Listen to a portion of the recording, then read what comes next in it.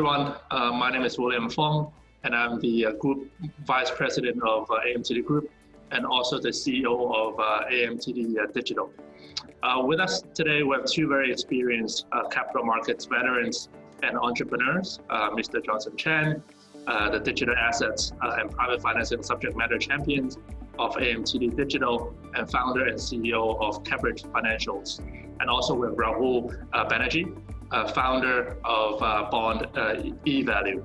Both Johnson and Rahul have built very successful financing and trading platforms backed by innovative technologies. And these gentlemen can certainly add a lot of insights for today's topic that we're going to discuss, which is capital markets opportunities in the digital era. So without further ado, let's dive right into it, shall we? May I now first invite Johnson to introduce Cambridge Financials and your vision, which areas of the capital markets pain points and inefficiencies that you're trying to tackle, then followed by the same questions to Rahul. So Johnson. Thanks, William, and thanks so much for having me. So hi everyone, I'm the founder and CEO of Cambridge Financial.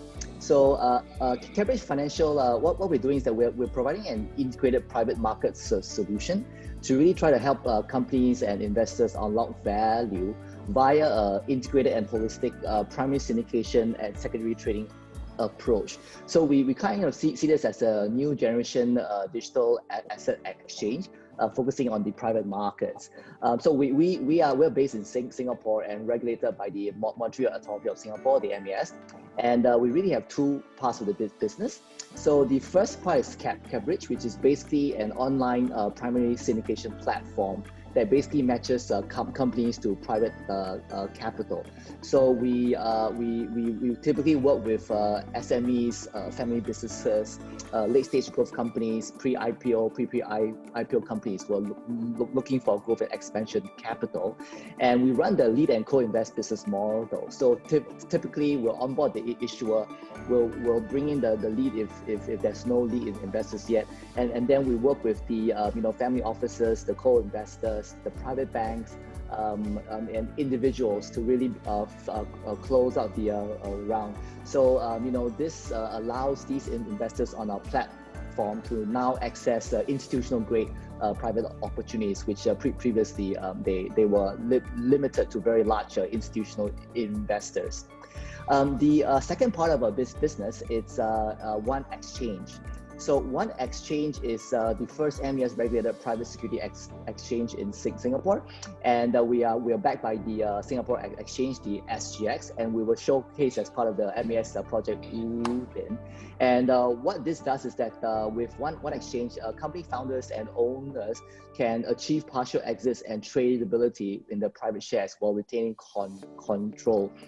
We can also trade other forms of financial instrument. So this is basically blockchain-based, light touch, and cost-effective private listing venues, again for family businesses as well as growth companies.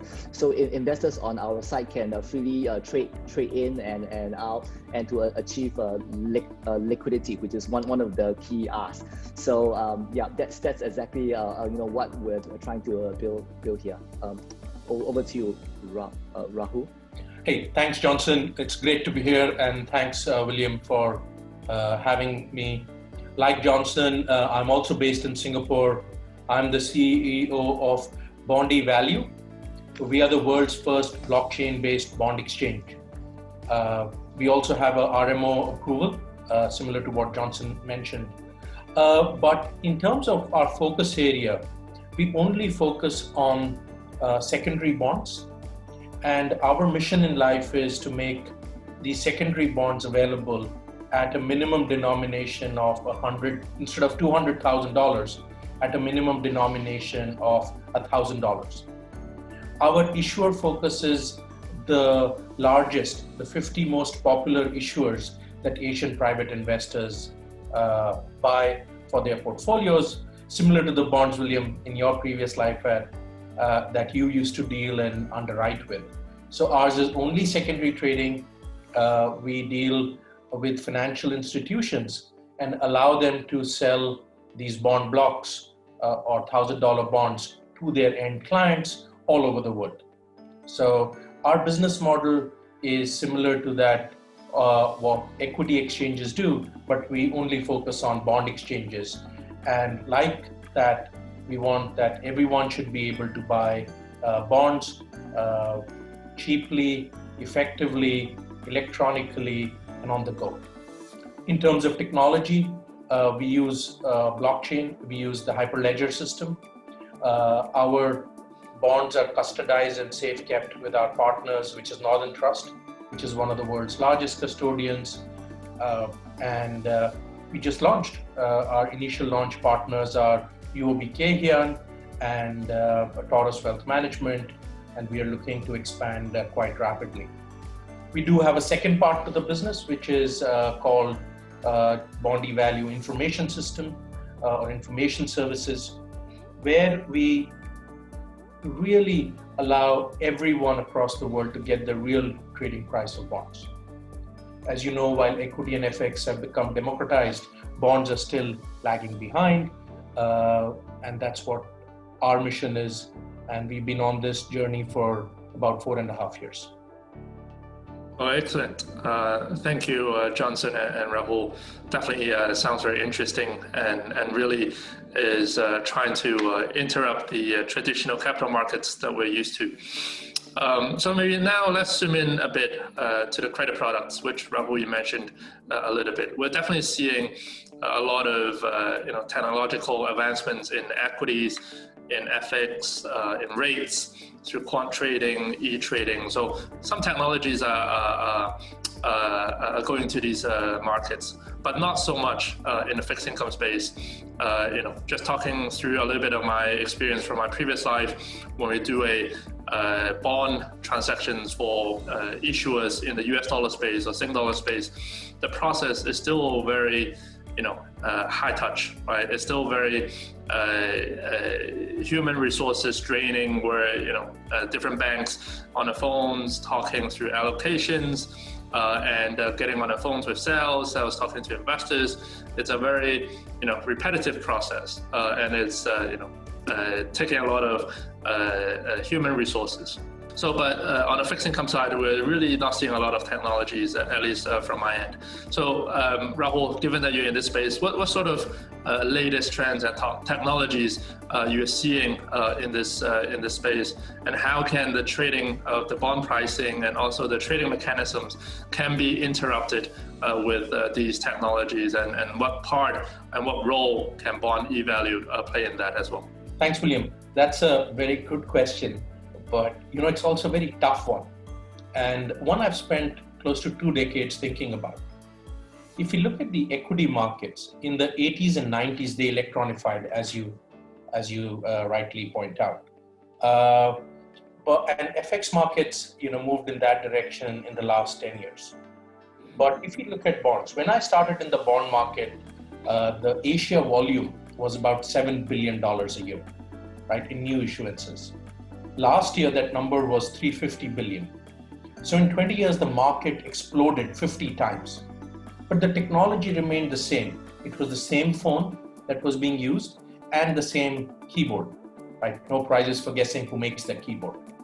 But I think what is changing today is that by using technologies such as distributed ledger technologies, we can settle a bond instantly. One of the big problems in the bond market is it took 2 days to settle a bond, right? And hence everyone could not trade with everyone. There was another problem that there are 8 million bonds that exist. So there's a lot of complexity. Some of them don't trade. What we have done is we've taken the most liquid part of the market, which is the top 50 issuers, and we have said we will trade them on behalf of our clients using an exchange mechanism electronically. Where DLT comes in is that DLT allows 2 people to buy and sell without any credit risk on each other. And that's what creates an all-to-all market. If you look at what happened in March, 6 months ago, at the height of the COVID crisis, the market had broken down. And I find it painful that the only large market that regulators have to constantly intervene in is the bond markets. But I think with the exchange technologies that we are developing, and others are also working, including people like Johnson, who are at the front end, in the primary side, allowing smaller issuers to issue. There are others who are working on the syndication allocation problem. There's a lot of work happening in Singapore. And I think together, we can create an ecosystem that finally all the jigsaw pieces fit together and we can get a complete integrated solution up and running. Yeah, understood. And I think the Singapore Stock Exchange is also one of the pioneers and also one of the institution that is also pushing and facilitating the electronic tradings of bonds and try to make it more, technology-backed systems for everyone. So you guys and SGX are definitely doing something good for this market. And then Johnson, hi.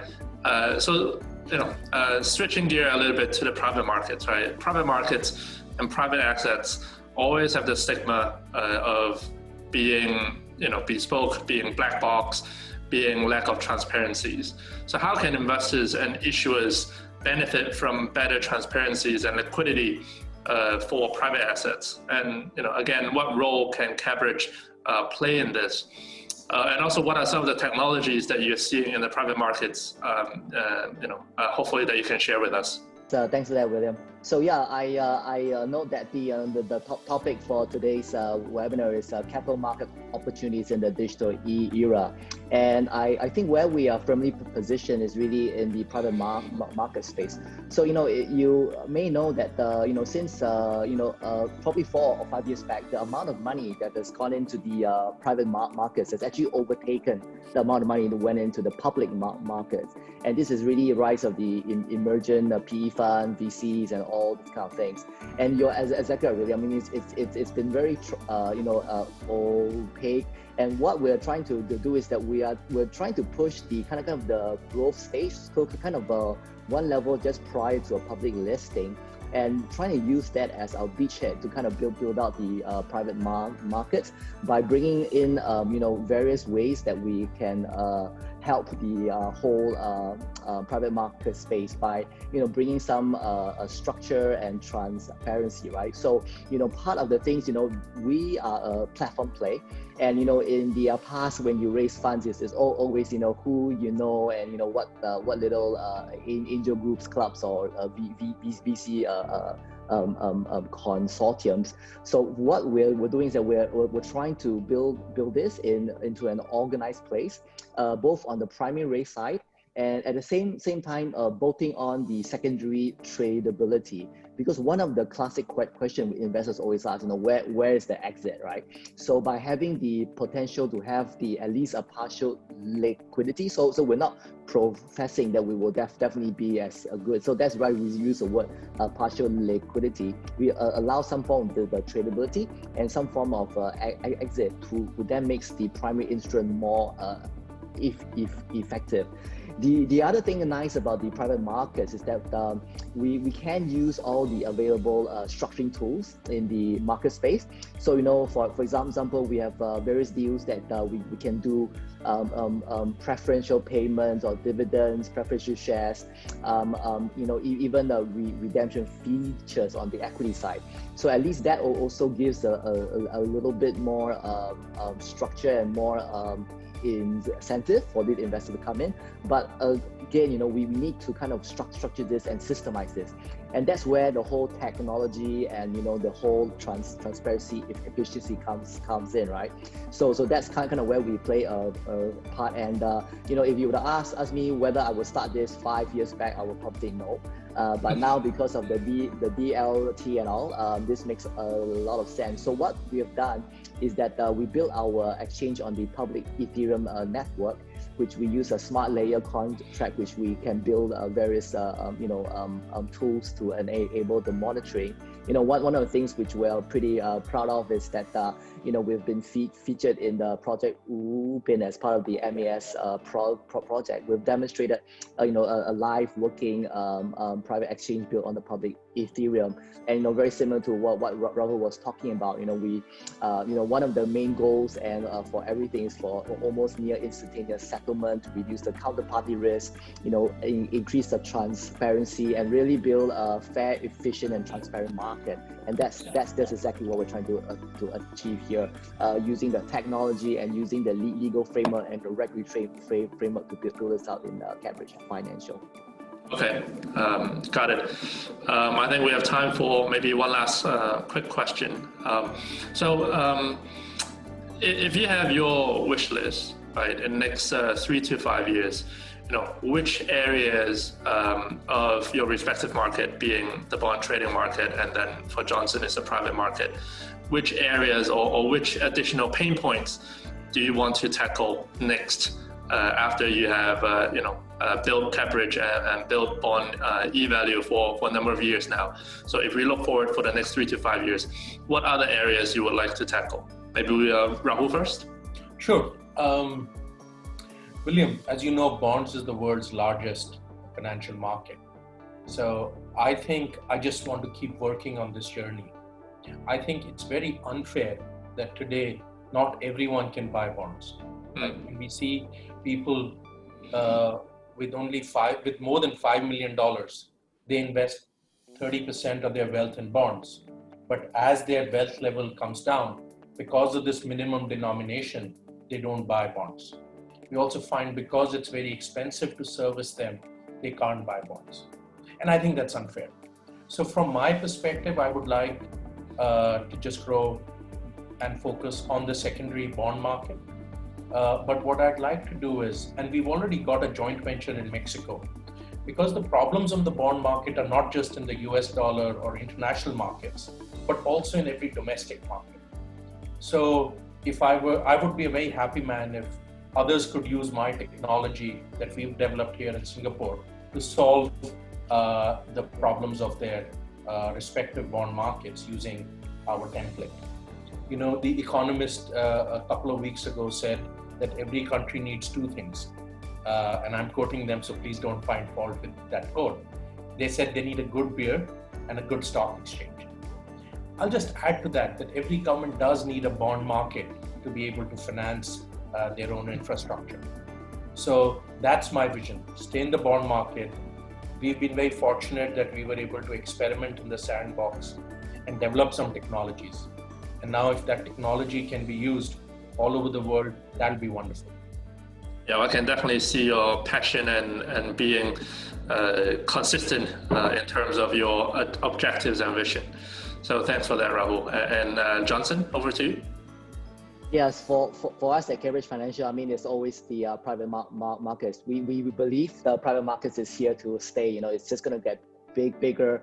Where we see the opportunities is definitely to build out the platform play, to network up to ecosystem, to build connection and interconnectivity, and really to leverage on the tech layer to get this going. May be a nice way to summarize it is that we use this term FIT, F-I-T, as in getting fit for the market and all. So F, it's basically fractionalization. So we see the ability to break it down into smaller chunks to address a wider base is one of the key.